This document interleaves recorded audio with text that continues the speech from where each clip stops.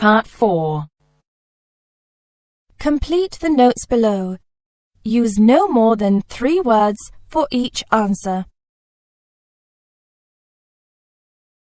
First, you have some time to look at questions 31 to 40.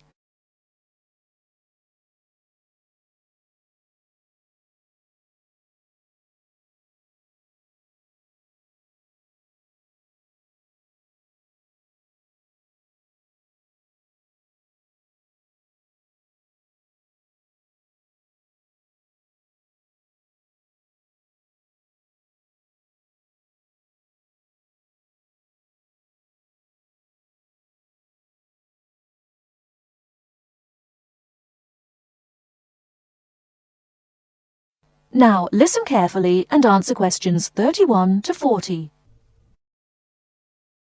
Good afternoon. I'm glad you all found your way here. Now I'd like Dr. Wallace to introduce us to the Arboretum. Good afternoon. Although at first glance the Arboretum may look like a park, it is a research and teaching facility that also provides a place for people to develop a positive relationship with nature. When then University of Wisconsin-Madison purchased the land, mostly during the 1930s, much of it bore little resemblance to its pre-settlement state. Instead, it had been turned into cultivated fields and pastures that had fallen into disuse. The university's Arboretum committee decided, early on, to try to bring back the plants and animals that had lived on the land before its development. Though they may not have anticipated it at the time, the committee's foresight resulted in the Arboretum's ongoing status as a pioneer in the restoration and management of ecological communities.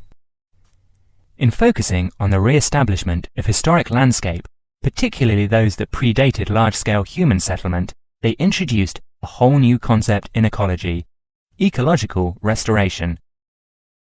The process of returning an ecosystem or piece of landscape to a previous, usually more natural, condition.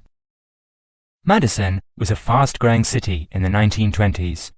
Fortunately, some leading citizens recognized the need to preserve open space for Madison's residents. Most of the Arboretum's current holdings came from purchases these civic leaders made during the Great Depression. In addition to inexpensive land, the Depression brought a ready supply of hands to work it. Between 1935 and 1941, crews from the Civilian Conservation Corps were stationed at the Arboretum and provided most of the labor needed to begin establishing ecological communities within the Arboretum. Efforts to restore or create historic ecological communities have continued over the years, with the result that the Arboretum's collection of restored ecosystems is not only the oldest, but also the most extensive such collection. In addition to these native plant and animal communities, the Arboretum, like most arboreta, has traditional collections of labelled plants arranged in garden-like displays. These horticultural collections, featuring trees and shrubs of the world, are the state's largest woody plant collections. That is the end of Part 4. You now have half a minute to check your answers.